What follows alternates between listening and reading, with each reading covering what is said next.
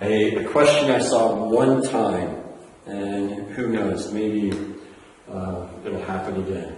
So you know that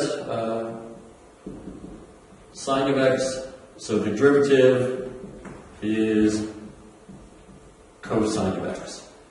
And cosine of x, the derivative is negative sine of x. That's the formula booklet. So here was the nasty question that I saw. It was cosine to the 19th power of x. And what they wanted to know is, what is, and they called it f of x, and they said, what is the 11th derivative of, and this is literally the number 11. So they want you to figure out the 11th derivative of cosine 19x. And when you think about that, you're supposed to have 19 or 11 derivatives to go down, but there's a pattern to it. And that's what you just talk about patterns, and that is, so this is 19. Now the derivative of cosine is negative sine of x to the 18th. Now take the derivative of that. Well, it's 19 times 18. The derivative of negative sine, well, the derivative of sine x is cosine, so you have negative cosine x to the 17th. Take the derivative of that.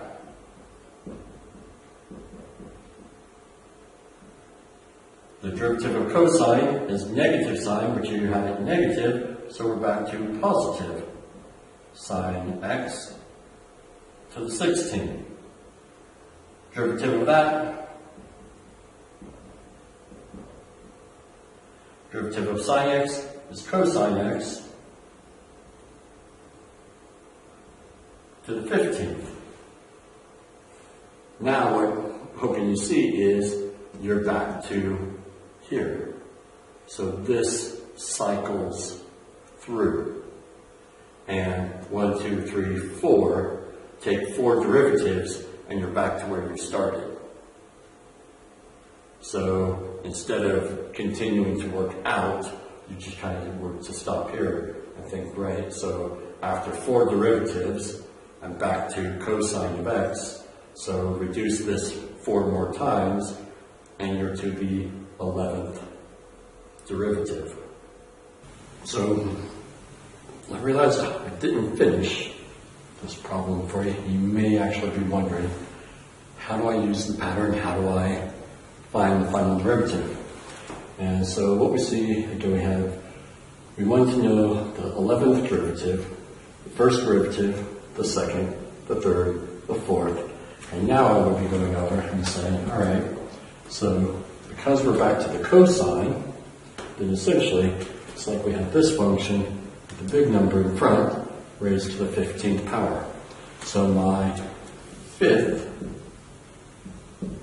derivative, I already know it's going to be negative sine x, and it's going to be adding, multiplying again with my exponent. So I'm at 18, 17, 16, 15 cosine of x to the 14th. So there's my 5th derivative. Now, I'm not going to keep writing this all out. Here's the 6th derivative. We have negative cosine. The 7th. The 8th. And I'm back up to the top here. And just for the sake of room, the 8th derivative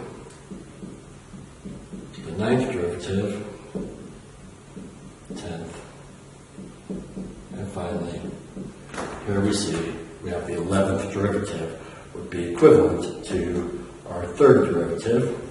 So that's going to equal, now again looking at the patterns, my exponent is, or the numbers in front, are multiplying up to one less than the exponent, and if I have 16, 15, I can kind of count down 14, 13, 12, 11, 10, 9, 8. So I know I have the cosine of x to the 8th, or think about it, 11 minus 19, because we were always subtracting away from our original power of 19. So cosine, or sorry, sine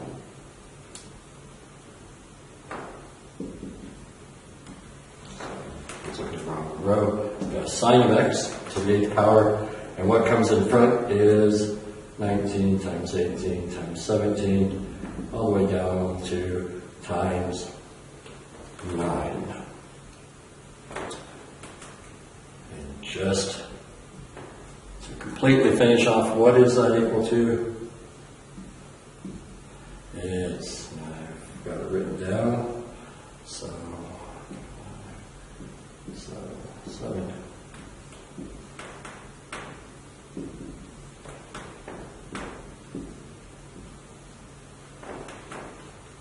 There's your final answer if you were actually asked to figure out the 11th derivative of cosine to the 19th power.